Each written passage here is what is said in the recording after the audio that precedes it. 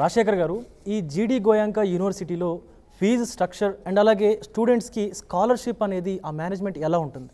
So ఇక్కడ జీడీ గోయింకా యూనివర్సిటీలో మనము ప్రోగ్రామ్ వైజ్ డిఫరెంట్ ఫీ అనేది ఉంటుందండి. కంప్యూటర్ సైన్స్ కోర్ బ్రాంచ్కి ఒక ఫీ ఉంటుంది, అలాగే స్పెషలైజేషన్స్కు డిఫరెంట్ ఫీ అనేది ఉంటుంది, ఏరోస్పేస్ ఇంజనీరింగ్కు డిఫరెంట్ ఫీ అనేది ఉంటుంది. ఈ ఫీ అనేది మన అఫీషియల్ వెబ్సైట్లు అనేది లిస్ట్ చేయడం జరిగిందండి.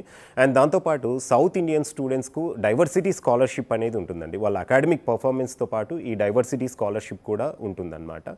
సో అది కూడా క్లియర్గా మన అఫీషియల్ వెబ్సైట్లు అనేది మెన్షన్ చేయడం జరిగింది. దీంట్లో ఫేజెస్ వైజ్ మనం అడ్మిషన్స్ అనేది తీసుకోవడం జరుగుతుందండి. సో ఫస్ట్ ఫేజ్ కింద ఫస్ట్ టాప్ అంటే 50% అడ్మిషన్స్ అనేది ఫిలప్ చేయడం జరుగుతుంది. దానికి ఒక ఫీ అనేది ఉంటుంది. దాని తర్వాత సెకండ్ ఫేజ్ కింద రిమైనింగ్ 50% సీట్స్కి అనేది ఫీ అనేది డిఫరెంట్గా ఉంటుందండి. ఈ ఇన్ఫర్మేషన్ అంతా కూడా క్లియర్గా అఫీషియల్ వెబ్సైట్లో ఉంటుందండి. అండ్ స్టూడెంట్స్ కనుక మా కాంటాక్ట్ నెంబర్ కాల్ చేసినా కూడా వాళ్ళకు డీటెయిల్డ్గా ఎక్స్ప్లెయిన్ చేస్తామండి. తమ్మిరెడ్డి గారు, మీరు అడిగినట్టు జీడీ గోయింకా యూనివర్సిటీ అనేది గుర్గాంవ్కి సైబర్ సిటీకి చాలా దగ్గరలో ఉంది. And cosmopolitan culture. ఈ ప్రధానంగా ఇంజనీరింగ్కి వచ్చే విద్యార్థుల వయస్సు 17 సంవత్సరాలు ఉంటుందండి. వాళ్ళు ఇప్పుడు వరకు కూడా తల్లిదండ్రులతోటి చాలా సన్నిహితంగా ఉన్నారు. అవును. కానీ రేపు వాళ్ళు బాహ్య ప్రపంచంలోకి వచ్చినప్పుడు చాలా చూడాలి. They are going to face lot of problems and వాళ్ళు రిజాల్వ్ చేయగలగాలి. అలా చేయాలి అంటే వాళ్ళు మంచి విద్యా సంస్థను ఎంచుకోవాలి. సో ప్రతి తల్లిదండ్రికి విద్యార్థికి చెప్పదలుచుకునేది, మీ అబ్బాయి భవిష్యత్తు మీ చేతుల్లో ఉంది. మీరు ఈ 4 సంవత్సరాలు అబ్బాయిని ఒక మంచి విద్యా సంస్థలో కానీ పెట్టి వాళ్ళు చుట్టూ ఉన్న వాతావరణం మంచి వాతావరణం అయితే వాళ్ళు రిమైనింగ్ 40 years కూడా వాళ్ళ లైఫ్ చాలా బాగుంటుంది.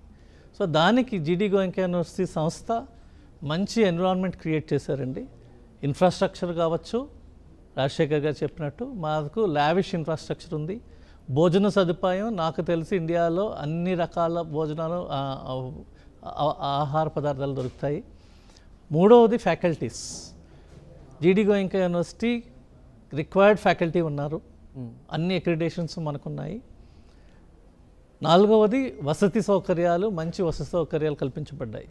అండ్ మాకు మల్టీ కల్చరల్ స్టూడెంట్స్ ఉన్నారు. మాకు దగ్గర 40 దేశాల నుంచి విద్యార్థులు వస్తారు.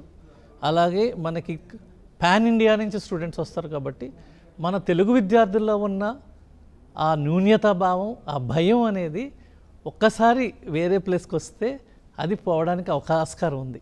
అలాగే నేను వాళ్ళని రోజు కూడా గైడ్ చేస్తుంటాను. క్లాస్ వర్క్ చాలా డిసిప్లిన్డ్గా జరుగుతాయి. అలాగే పేరెంట్స్కి వచ్చి ఒక్కసారి విద్యా సంస్థను చూడండి, చూసి మీ యొక్క అనుభవాలని ఇతరులతో పంచుకుంటే అది చాలా మంచి జరుగుతుంది.